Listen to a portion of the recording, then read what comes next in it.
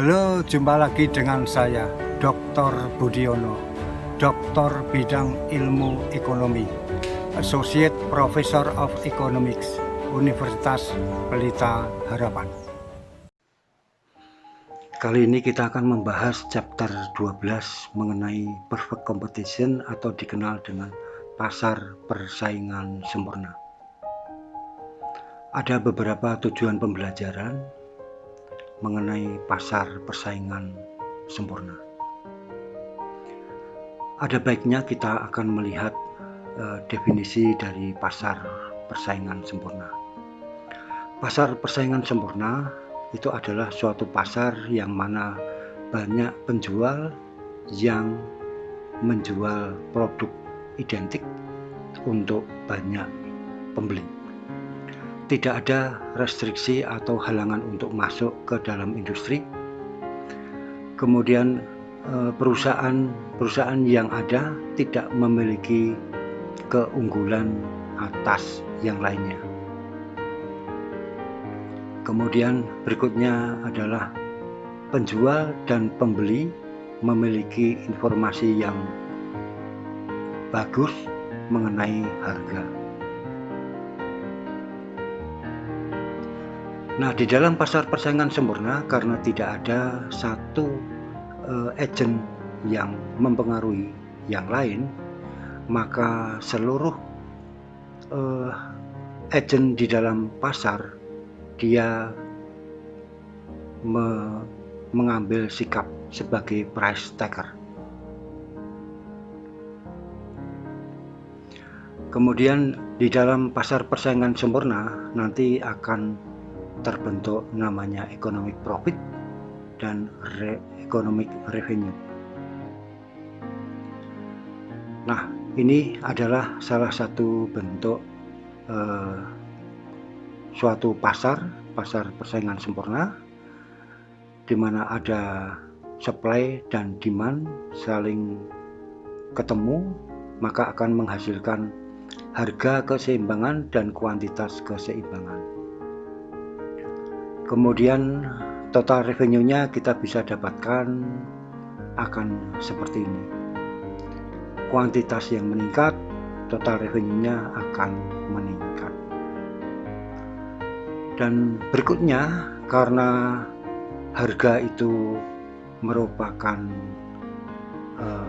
harga yang terbentuk di mana tidak satu agen pun bisa mempengaruhi, maka oleh karena itu harga di sini dikatakan harga konstan.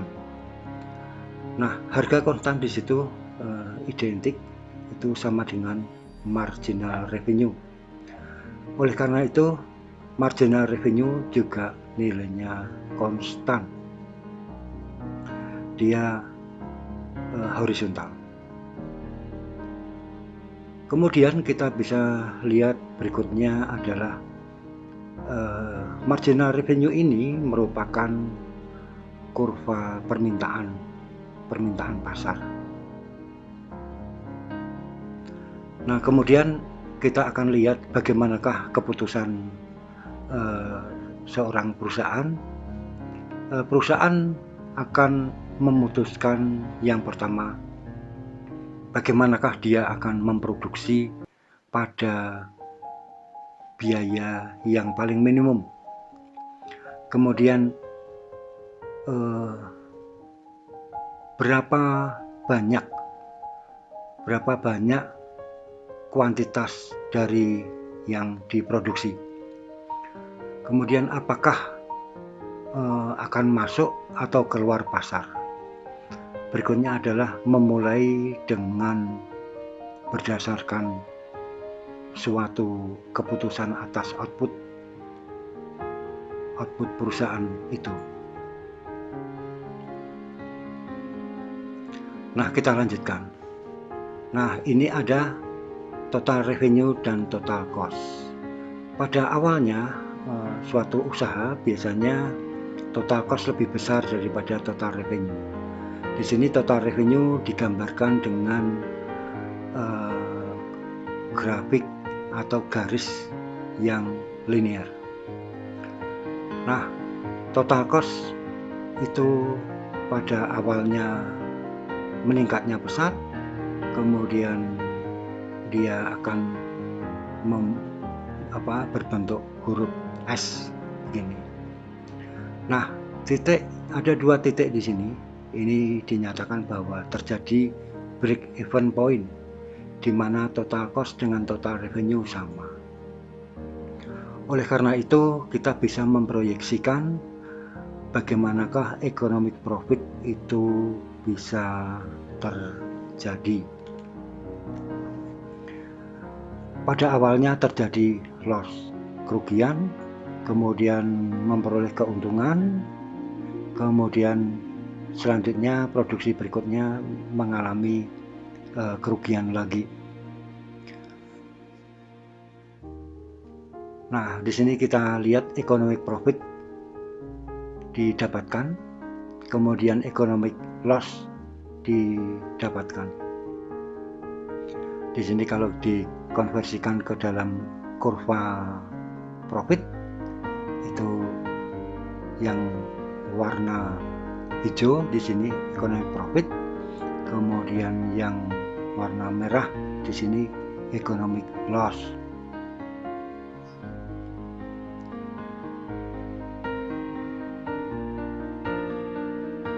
Nah, kita akan membuat analisa, marginal analysis dan supply decision dari suatu perusahaan di dalam pasar persaingan sempurna. Masih pada chapter 12 mengenai pasar persaingan sempurna. Jika marginal revenue lebih besar daripada marginal cost, yaitu di daerah ini, maka economic profit meningkat jika output akan meningkat. Jika marginal revenue lebih kecil daripada marginal cost, yaitu di daerah ini, maka economic profit akan menurun jika output itu diteruskan untuk meningkat. Nah, jika marginal revenue sama dengan marginal cost,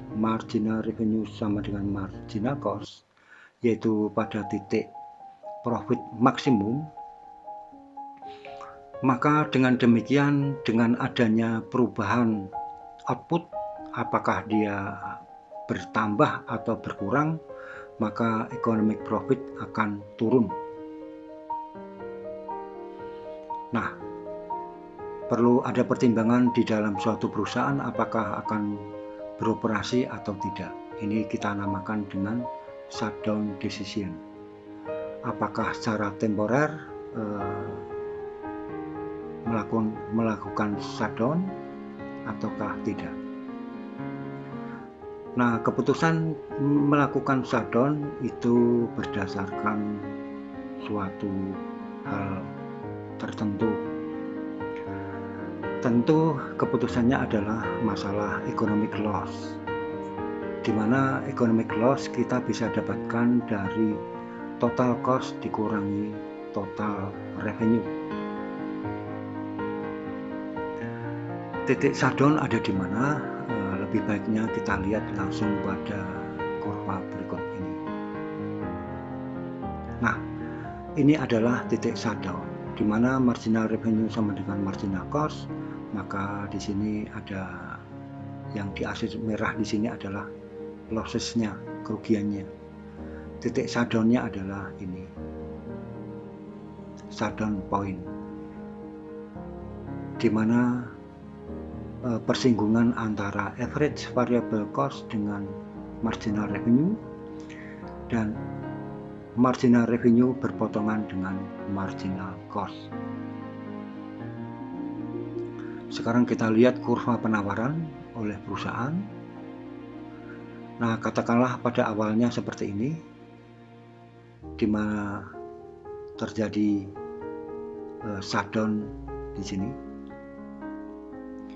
Kemudian katakanlah di dalam keseimbangannya itu tadinya pada posisi shutdown, kemudian karena marginal revenue-nya meningkat, maka dengan demikian ada keseimbangan baru dan seterusnya. Kita bisa mengkonversikan ke dalam kurva penawaran. Bagaimanakah market supply di dalam jangka pendek? Kita akan lihat. Ini adalah market supply dalam jangka pendek. Katakanlah terjadi keseimbangan dalam jangka pendek. Ini terjadi keseimbangan dalam jangka pendek. Kemudian katakanlah terjadi perubahan di dalam demand. Maka dengan demikian, dengan adanya peningkatan permintaan, maka terjadi keseimbangan yang baru. Kemudian penurunan permintaan, terjadi keseimbangan yang baru.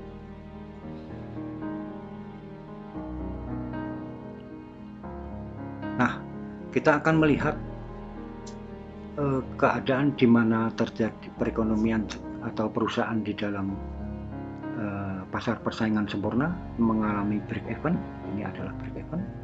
Kemudian mengalami economic profit, kemudian mengalami economic loss. Dengan adanya keadaan-keadaan tersebut, perusahaan punya keputusan apakah akan entry atau exit.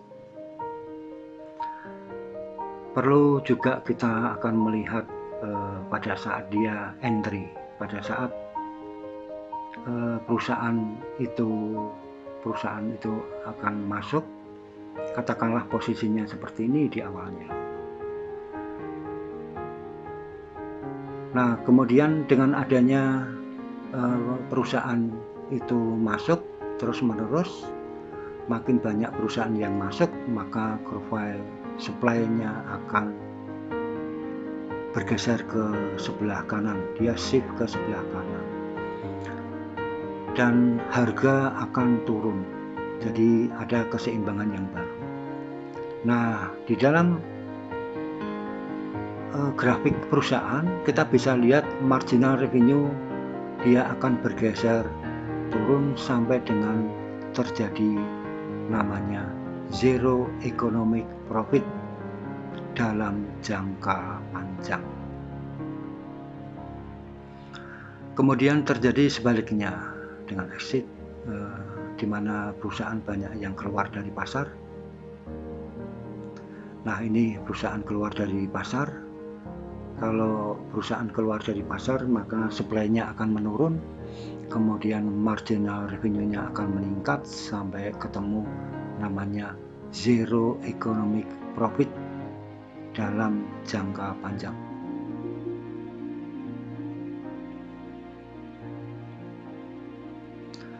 Nah, bagaimanakah kalau terjadi peningkatan di dalam demand? Peningkatan di dalam demand itu bisa jadi karena adanya keunggulan teknologi, demikian juga perubahan di dalam supply. Nah, kita lihat misalnya seperti ini, demand meningkat, dengan demikian marginal revenue meningkat, ada keseimbangan yang baru dari ini ke yang baru. Kita lihat masih sama, ada keseimbangan yang baru. Ini juga demikian. Nah, dengan adanya peningkatan permintaan, maka keseimbangan yang baru tercapai.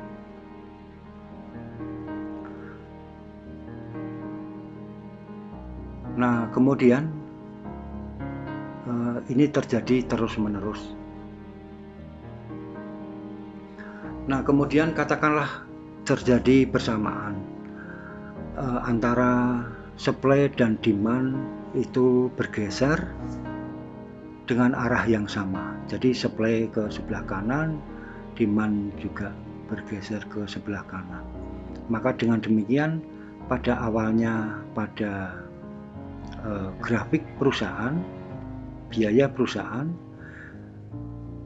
pada awalnya marginal revenue adalah sebesar marginal revenue 0, harga P0, kemudian karena demand meningkat, maka marginal revenue dia mengikuti meningkat karena keseimbangan di pasar meningkat. Dengan adanya penambahan supply karena ada perusahaan-perusahaan baru masuk, maka dengan demikian marginal revenue akan turun kembali. Nah, di sini akan ketemu namanya zero economic profit dalam jangka panjang. Nah, kita lanjutkan. Perubahan di dalam demand dan supply, katakanlah posisi seperti ini zero economic profit.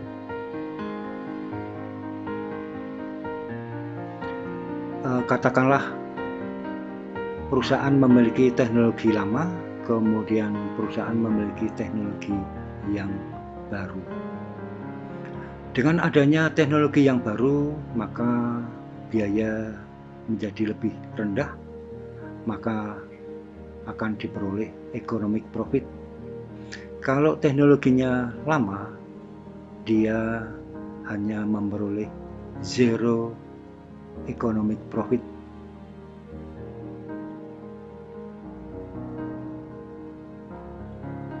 Nah, ini adalah suatu keadaan di mana adanya new teknologi yang ada. Di sini di mana yang memiliki teknologi baru dia memperoleh economic profit. Kalau kemudian terjadi supply-nya meningkat, maka dengan demikian harga yang terbentuk akan lama-lama akan turun, maka kembali ke zero economic profit. Perusahaan yang berada di sini yang tadinya zero economic profit, yang memakai teknologi lama, dia akan mengalami suatu kerugian. Nah, sekarang kita perlu membahas mengenai penggunaan sumber-sumber ekonomi yang efisien. Kemudian pilihan, keseimbangan, dan efisiensi, dan selanjutnya adalah pilihan. Nah, di dalam pilihan apa aja ketentuannya? Keseimbangan dan efisiensi. Nah, kita bisa lihat efisiensi di dalam pasar. Nah, ini adalah besaran daripada consumer surplus. Alokasi yang paling efisien adalah apabila antara marginal social cost bertemu dengan marginal social benefit, yaitu di titik ini. Di sini kita bisa dapatkan, kita bisa lihat adanya producer surplus produsen.